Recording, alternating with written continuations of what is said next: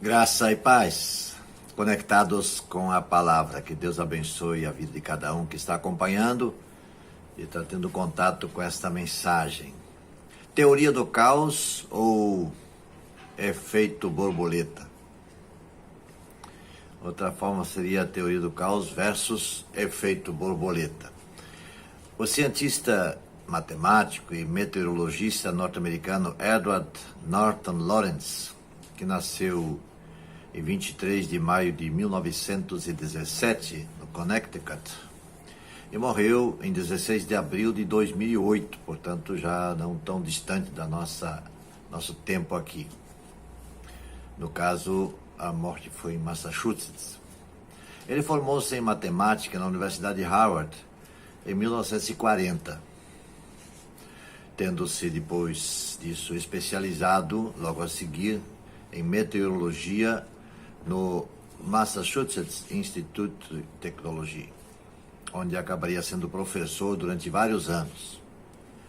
Fascinado desde criança pelos números e pelas alterações climáticas, ele defendeu na década de 60, que pequenas variações em qualquer sistema dinâmico poderiam desencadear grandes transformações mesmo a muitos milhares de quilômetros de distância, conduzindo a resultados muito divergentes, que ele chamou de efeito borboleta. Essa hipótese que Lawrence defendeu em 1972, num estudo que ele chamou de previsibilidade. O bater de asa de uma borboleta no Brasil pode originar um tornado no Texas. Isso ficaria então conhecido como teoria do caos. Ao longo de sua carreira, o seu trabalho foi várias vezes alvo de homenagens, como aconteceu, por exemplo, em 1991, quando foi galardoado com o prêmio Kyoto, na categoria Ciências Básicas, que distingue quem contribui com a ciência, cultura, espiritualidade e o bem-estar da humanidade. Bom, depois dessa descoberta ou dessa declaração dele, vários produtores de filmes lançaram seus filmes com o título, por exemplo, O Efeito Borboleta. O primeiro deles, com esse título, surgiu em 2004 e foi dirigido por Eric Bress e J. Mac Gruber, sendo estrelado por Ashton Kutcher e Amy Smart. Bom, esse é um tanto de cultura, né? Cultura que você poderia talvez dizer, bom, isso é cultura inútil, o que isso vai fazer diferença para mim? Qual é a diferença que vai fazer, sabendo disso ou não sabendo? Bom, mas eu quero, com isso, trazer aqui fazer uma conexão com o nosso Conectados com a Palavra. No âmbito espiritual, isso funciona mais ou menos dessa forma. Funciona mais ou menos como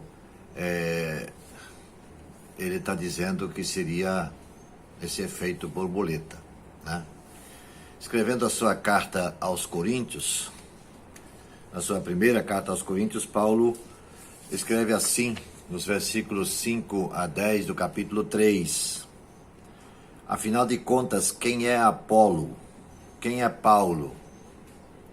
Apenas servos por meio dos quais vocês vieram a crer, conforme o ministério que o Senhor atribuiu a cada um. Eu plantei, Apolo regou, mas Deus é que fez crescer. De modo que nem o que planta, nem o que rega são alguma coisa, mas unicamente Deus que efetua o crescimento. O que planta e o que rega têm um só propósito, e cada um será recompensado de acordo com o seu próprio trabalho, pois nós somos cooperadores de Deus. Vocês são lavoura de Deus. Conforme a graça que me foi dada, concedida a mim, eu, como sábio construtor, lancei o alicerce, e outro está construindo sobre ele. Contudo, veja cada um como constrói. Então, o que Paulo está dizendo nesse texto, que ele deixa nas entrelinhas, é mais ou menos essa ideia do efeito borboleta. é atribuída a E.H. Chapman a frase: toda a ação de nossa vida toca alguma corda que vibrará na eternidade. Não é muito interessante? Não é bom ouvir de novo o que Chapman diz? Toda a ação de nossa vida toca alguma corda que vibrará na eternidade. Então, Paulo ensina nesse texto que eu acabo de ler que somos cooperadores de Deus. Deus tem uma missão a realizar neste mundo e nos usa como ferramentas suas na realização da obra. Há tarefas que nós podemos fazer e devemos cumprir. Nós podemos fazer uma oração por alguém, nós podemos dar uma palavra de consolo a alguém, nós podemos sorrir para alguém, nós podemos executar algum serviço prático para alguém. Então, por meio dessas ações, nos tornamos parceiros e ajudantes de Deus. Eu creio piamente que Deus nunca fez, não faz e não fará o que nos compete e o que nós podemos fazer. Bom, é bem verdade que há um registro nas Escrituras, lá no profeta Ezequiel, que dá mais ou menos a entender que Deus procurou alguém e não achou, e ele teve que fazer o serviço de homem. Quando ele diz: procurei entre eles um homem que erguesse o muro e se pusesse na brecha diante de mim, em favor dessa nação, para que não a destruísse, mas não encontrei nem um só. Esse é um texto que talvez não venha derrubar a minha ideia, não, mas vem mostrar que Deus de fato quer que nós façamos o que nos compete fazer. Ele nos capacitou, primeiro com talentos naturais e depois com dons espirituais. Exatamente como foi o caso de Paulo e os seus companheiros. E o que ele cita nesse texto é o Apolo. Cada qual trabalhava no seu modo, de acordo com seus talentos e as suas aptidões, usando para tanto as forças que do próprio Deus lhe vinham. Deus, no entanto, sempre cuida da parte que está fora do nosso alcance. Por exemplo, o crescimento da obra. Sempre devemos acreditar que pequenas ações ou atitudes podem gerar grandes transformações. Não saberemos de imediato o alcance das nossas nações, porque elas são imprevisíveis. Nós precisamos sair da inércia.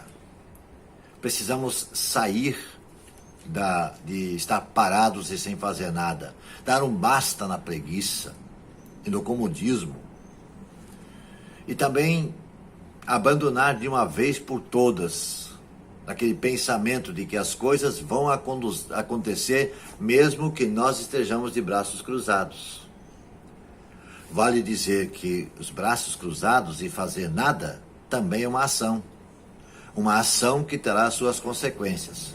Consequências igualmente imprevisíveis, só que negativas. Então, oremos a Deus pedindo que Ele nos desperte mais e mais para ações positivas, sejam elas grandes ou pequenas, mas ações que formem ondas transformadoras pelo mundo afora.